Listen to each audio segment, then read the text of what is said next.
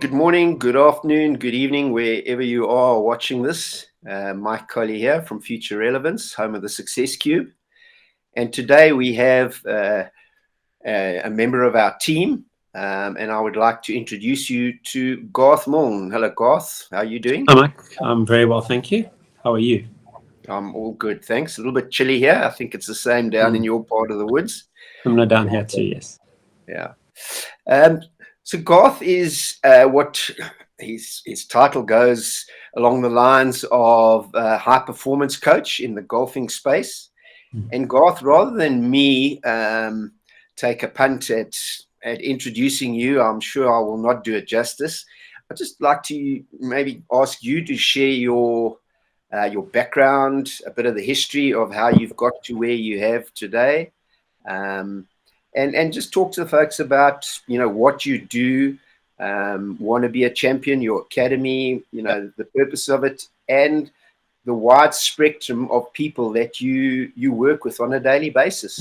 Okay. Yeah, Mike, so thank you. So, as I said, I'm Garth Milne. I'm a golf performance trainer, and I studied back at Rhodes University. I studied sports science, and I had psychology as my second major.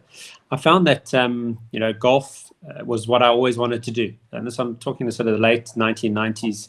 I was going to go into the cricket space, and cricket, just because I was a good cricketer.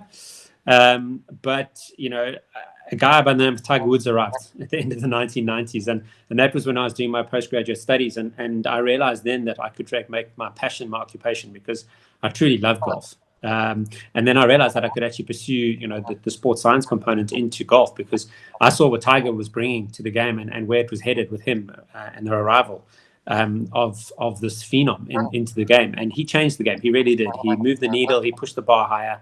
And, nowadays, golfers are athletes. And, back then, there wasn't any athleticism in golf as such. Any studies that I had to use for my thesis, it was all about, acute injuries, like, the club hits the head type thing, rather than, overuse injuries or strength and conditioning was a completely foreign object in golf. So I then actually studied baseball. Funny enough, I used baseball studies. I did a couple of baseball strength and conditioning courses, because they've been studying, human performance in baseball for, 30, 40 years. So, and could kind of extrapolate that the biomechanics were similar. Obviously, just in baseball, it's on an angle. In golf, it's on the horizontal. In golf, it's on an angle. So, was able to then sort of build a training methodology on the back of that. And, subsequently, there's been more and more institutions that have come up that have really looked to golf, and none more so than the Toughness Performance Institute, than TPI. And they've been kind of at the forefront of golf performance coaching, training, and really pushing it to another level. So that's my sort of background. I left, I spent some time in the UK, and then I came back to South Africa because, golf in South Africa is a very strong sport. We are a very successful nation in the professional golfing space, and golf is something that is a sport that's played across the country. And there was nobody doing golf performance fitness training or strength and conditioning at the time. There was no one here doing it. So I moved back and settled in Johannesburg, and I met a number of different coaches across the board. And some of them saw me as a threat. They actually still were stuck in the old ways of coaching the club, that they didn't realize that there's actually a protoplasm on the other side that's holding on to it. And if we can get this body to move well, we can get the club to perform properly in the swing and in the swing mechanics. So I found like-minded individuals in the golf instruction space, none more so than my colleague Doug Wood.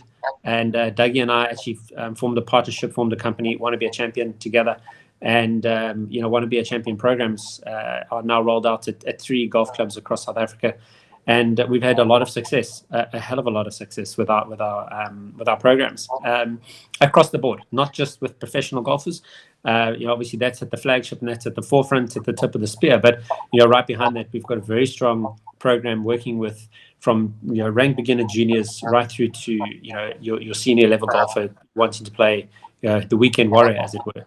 And really, at the end of the day, our system has never really changed. Whether we're working with a young junior or a senior golfer or an elite amateur or a professional golfer, it's all about the holistic approach. We really believe in building a sustainable model based around what you can physically do. We build a swing around that. So everyone is built differently. You know, I always say there's no perfect swing. There's an infinite number of ways to swing the club, but there's one way that's specifically beneficial to you, and it's based around what you can physically do. So my role in the wellness side is to build a model based around what this athlete or this individual can physically do. And then the coach is then able to build a skill set around what that player's ability is. But really what comes down to the nuts and bolts of being able to actually play the game is the psychology of it, you know. And Sam Snead famously said, the golf is a game of inches. It's the six between your ears. So, both Sam Snead and Bobby Jones have said that, and it's true. It holds true, and an infinite number of people have said it.